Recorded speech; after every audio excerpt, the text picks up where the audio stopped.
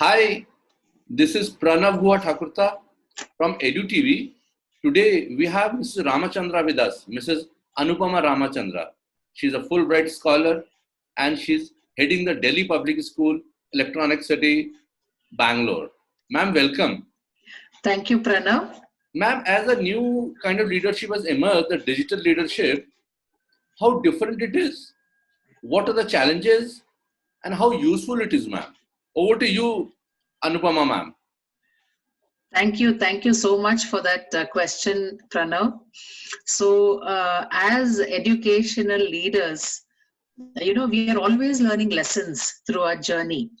But the pandemic has thrown a new set of challenges at all of us. And I, being very optimistic, think that we should look at it as a new set of opportunities. So, as this period has taught us a lot of lessons, the first lesson, I'm sure many school leaders will agree with me. The first lesson we learned was, of course, the hard way is to take disruption in our stride. So, disruption became the second name for the educational journey through the pandemic.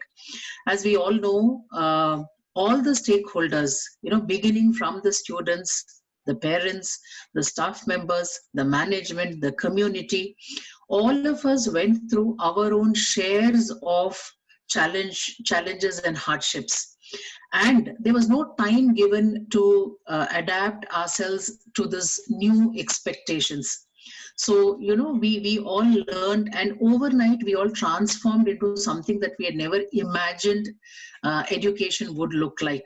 So I honestly feel that this has been an intense period of learning for all the stakeholders.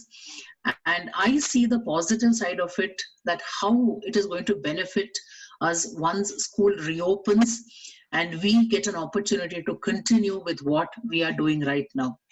Ma'am, how different practices are done at Delhi Public School, Electronic City, Bangalore during this pandemic? Yeah, so thank you for that specific question. So, there has been a paradigm shift in the approach to leadership post-pandemic. Not that it was not a part of the way the school was running, but there are certain aspects which have been highlighted because of what we all went through once the coronavirus attacked all of us. So I would like to begin with how decision making has undergone a drastic change. So now when we are following rules, of course, we have to have a set of rules that guides us, but now the decision making has to be guided by a humanistic approach, right? So we really don't know what is happening in the lives of our students, what is happening with the parents, what is happening with our staff members, because we are not even in touch with them physically. We don't see them every day. They are in their homes, we are in our homes. So this kind of distant managing the entire system has brought about a very, very drastic change in the way we have to look at things. And I think that we have to increase our engagement with all the stakeholders. We have to be more connected with the students, with the parents, not only the stakeholders in our school, but also outside of our school, like the surrounding community, the healthcare workers. So I feel that we have done a great deal in bridging the digital divide. The management has gone out of the way to take all these disruptions into consideration.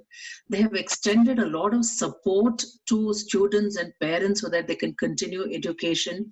We have helped students with the fee concessions, with providing them with the stable internet connectivity, calling them over to school because they don't have gadgets at home, bringing them over to school so that a staff member can help them log in, because there are many homes where students do not even know how to log into their online classes. Correct. So, we have gone out of the way, I would say, which is very necessary. to ensure that all the students of our school are not divided because of digital connectivity, because everything is happening digitally. So this is one thing. And the other change that I see happening is the kind of connected decision making that is happening. So now it's not just we at the helm of affairs who are sitting, who are making decisions. We have to be, I would call it a more connected leadership team, where all the staff members, all of the people who are connected with our school at the management level and the teaching staff, non-teaching staff, all of them are involved in decision making because they are connected to a part of our school. So I see a connected leadership team emerging in our school right now. Wonderful. Thank you so much for your time early in the morning, ma'am. And I'm sure this video, your message will be helpful to roughly all the stakeholders of education, especially the principals and teachers and students and parents. So thank you so much, ma'am. It's a pleasure talking to you. Thank you so much, Pranav. And before I finish, there is one point that I would like to make, that as educational leaders, it is so important for us to be also connected to what is happening in the school, because remote leadership is not going to function or work during these times. There is a research paper which has been published on frontlinersin.org, where they have told that as school leaders, we have to focus on the 3 R's, which is resilience, reorientation, and reinvention. So it is so important for us to take a step back as educational leaders and think about how we have to reorient the entire system. And we are doing a lot of things, but we have to reinvent ourselves so that it is appropriate. And the most important point here is effective communication. It plays such a pivotal role in managing the affairs right now, post-pandemic, and it's going to help us even when we are all going to get ready to get back to school.